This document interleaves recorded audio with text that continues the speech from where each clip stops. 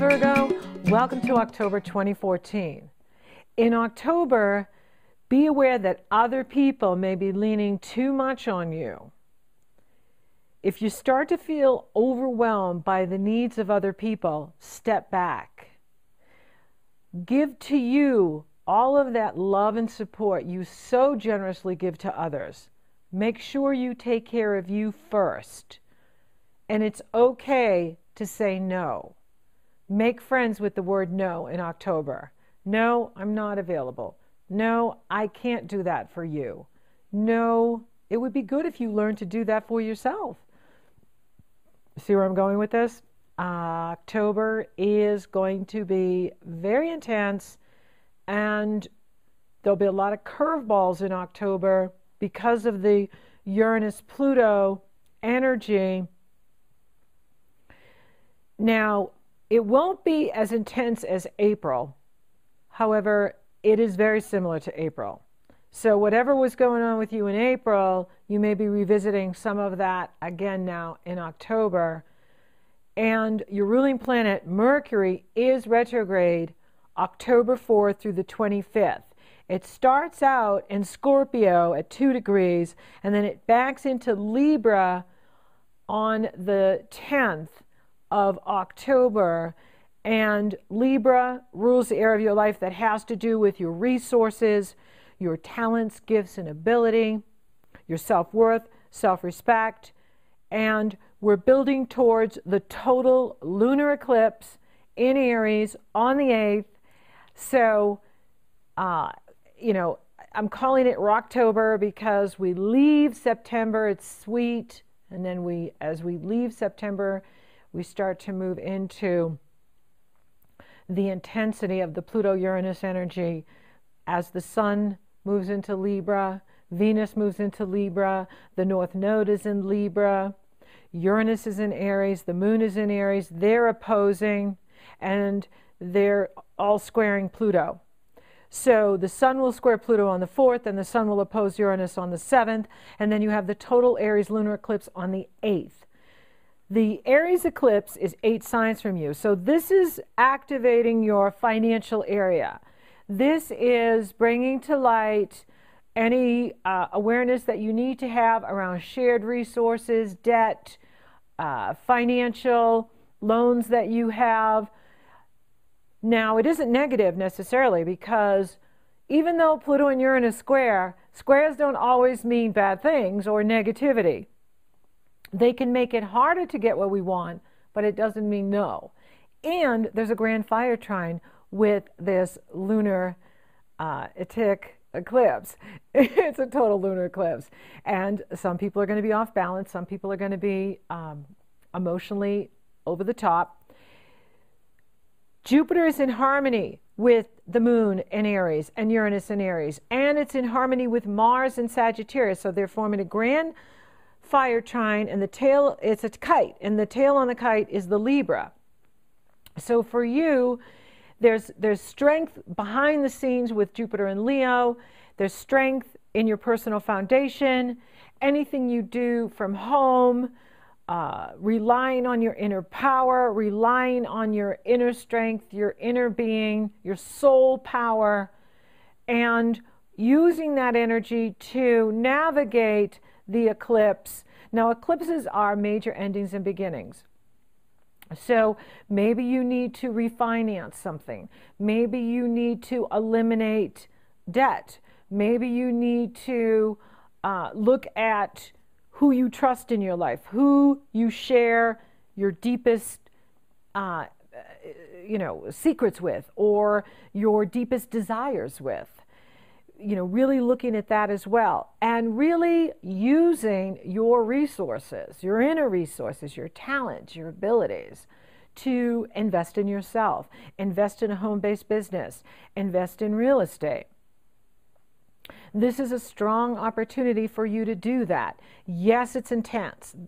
October is going to be intense because Pluto and Uranus are involved in this total lunar eclipse in Aries, and Mercury is retrograde.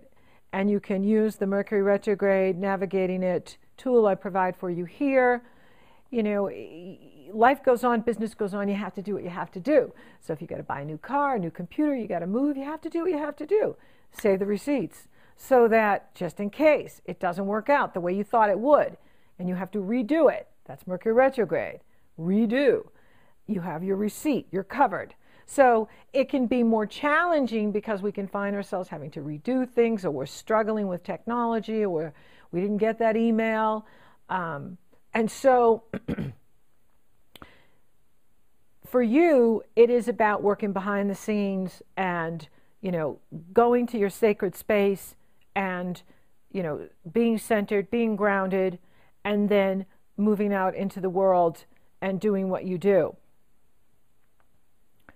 There is opportunity here for you to increase your resources if you are doing what's right for you, setting boundaries with others that are, you know, wanting more and more from you, and, you know, but not honoring what you need, right? So it's all well and good that you're popular and that others want a lot from you. However, what are you receiving from the relationship? And that's something you really want to look at, you know, is what am I receiving from my relationships, from my friends, my work, my colleagues, my partner?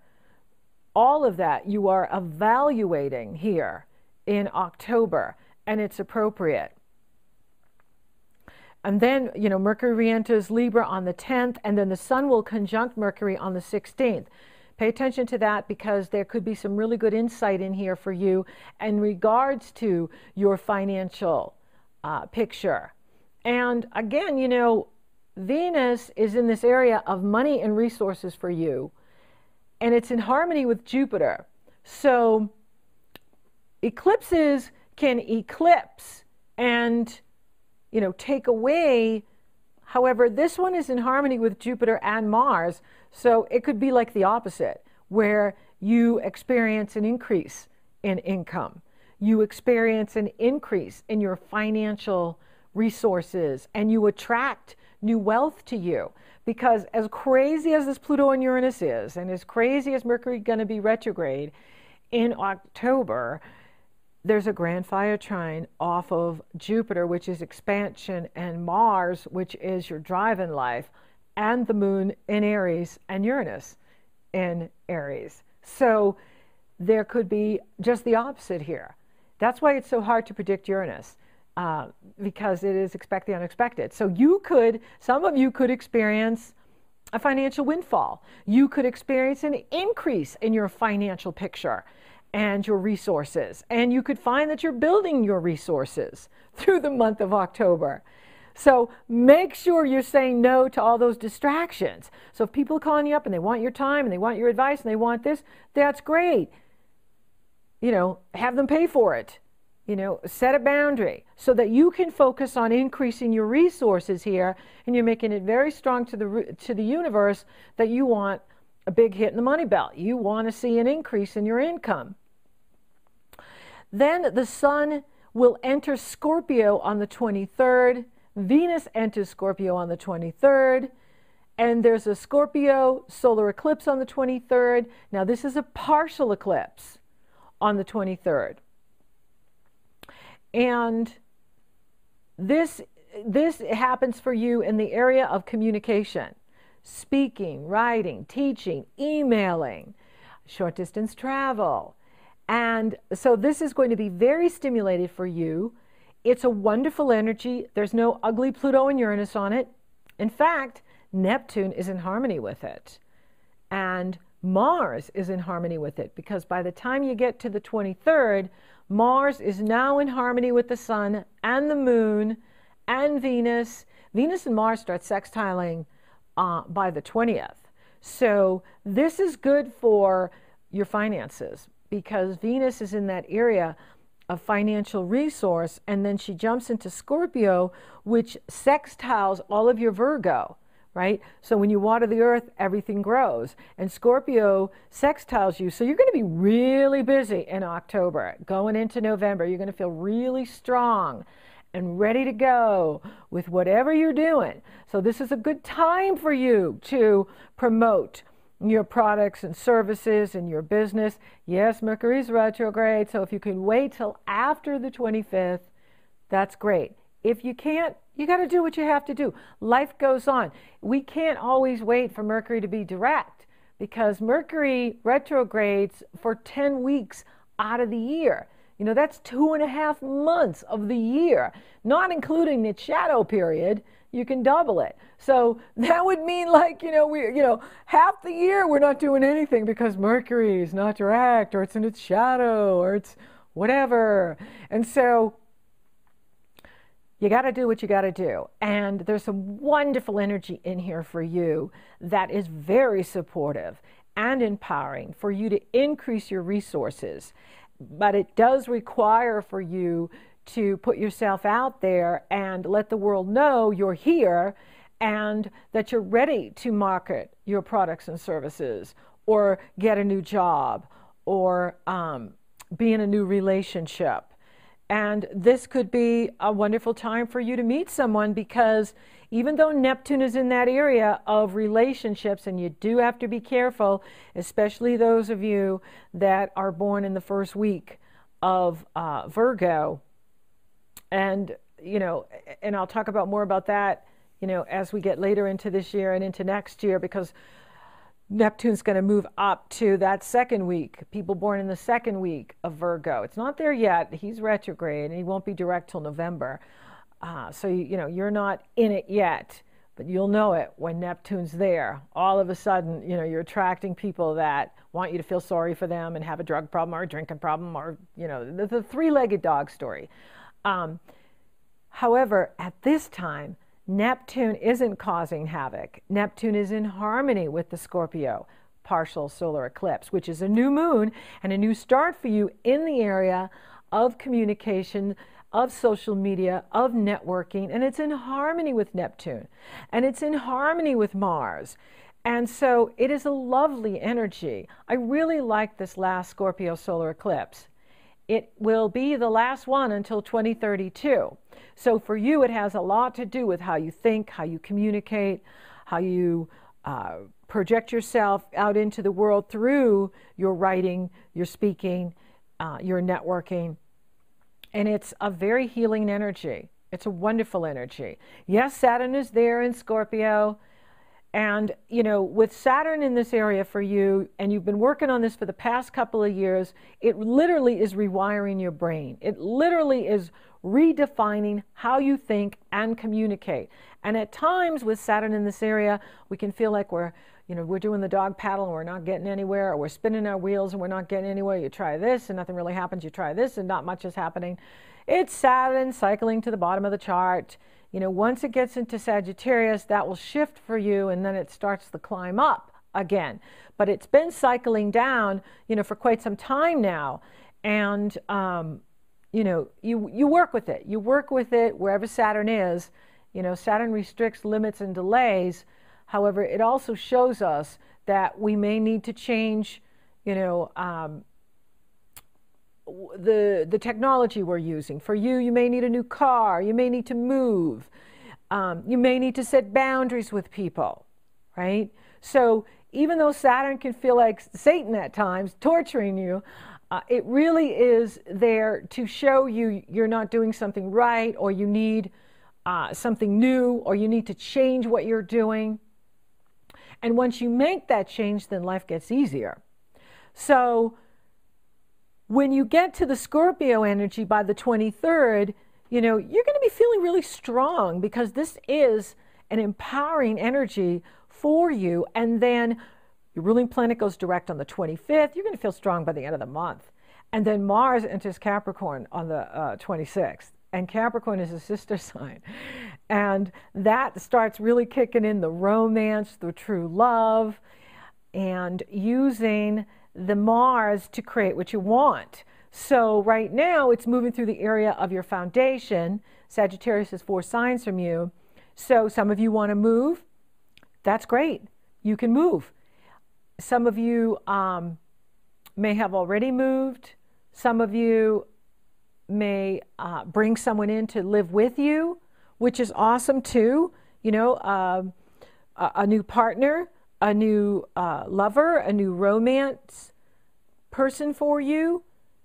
That's a strong possibility here, because Mars is in harmony with Uranus and the moon in the area of deep intimacy and sexuality for you. So some of you may be moving into a new situation with a new person in your life. As long as this person is holding their end of the bargain, that's great. And, you know, that's a soulmate. Soulmates, we give and receive. We give and receive from each other. Karmic relationship, we give, we don't get back. We give, we don't get back. It drains us. It drains our resources. That's karmic. And so choose the soulmate. Choose those that love you for you and want to be with you for you. And you will find that you're receiving from these relationships, which is really nice. So I like what I'm seeing here for you in October. Yes, you got to navigate the Mercury retrograde. We all have to. The devil is in the details, as you know better than anyone. So pay attention to, you know, what you're sending out, what you're getting back. Make sure you're getting those emails. Make sure everyone's getting those phone calls. Otherwise, it can go into the nebula. We don't know where it went. I really like this energy for you. Scorpio harmonizes with you. And this is a new start in communication for you. It's a new start in using social media to move yourself out there. Now, for some of you, it's a completion, right? Because yes, it's a new moon. Yes, it's at 0 degrees. And yes, it's also the last Scorpio eclipse until 2032. So for some of you, it is about completing relationships, setting boundaries with others, redefining what you're doing, redefining how you're doing it, redefining your strategies for business success, career success, relationship success. So for those of you interested in love, it's on for you in October. It's a sweet energy. Mars is moving into that area of true love and romance at the end of October, and it'll be on all through November. Scorpio harmonizes with you. Neptune is in harmony with the Scorpio new moon. Neptune is in the area of relationships, true love, marriage, partnership. The eclipse is happening in the area of deeper intimacy, sexuality, shared resources. So this is a time for some of you to, you know, meet someone that could be very good for you, especially if you're setting boundaries with those who are, you know, draining you, distracting you. You know, if you're setting boundaries with people like that, then you're creating the space for someone to love you to come in. And that is exciting and wonderful. For those of you already coupled, this could be a very healing time for you at the end of the month because of the Neptune in harmony with the Scorpio and the Mars in harmony with the Scorpio new moon eclipse. That could be very nourishing and nurturing for your marriage or partnership that you're already coupled in. Money looks good. I see an increase in here for those of you. Now again, you have to make sure you're on the right track. Are you in the right job? Are you doing what you came to Earth to do? Are you in your passion? Are you living from your authentic self? If you are, you're going to see an increase. If you're not, then you're working with Saturn. And Saturn is challenging. Saturn is saying redefine what you do so that you get into something you're really passionate about so the money can flow to you. Now, that's not to say that working to pay the bills isn't good. You got to do what you got to do.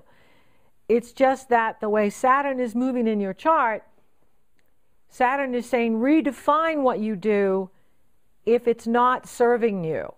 If you are doing what you love, if you are doing what you're good at, it will increase. You will see the increase. And that's what it's about.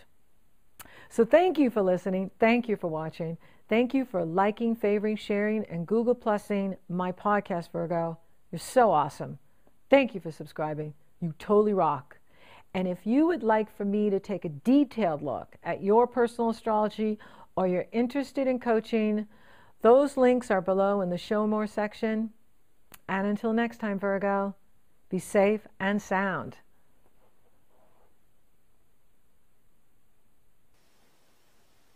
Safe and sound. Hold your ground. We're safe and sound. I could lift you up. I could show you what you want to see and take you where you want to be. You could be my luck. Even if the sky is falling down, I know that we'll be safe and sound. We're safe and sound. Hold your ground. We're safe and sound. I could show you love in a tidal wave of mystery. You'd still be standing next to me. We're safe and sound. Hold your ground. We're safe and sound.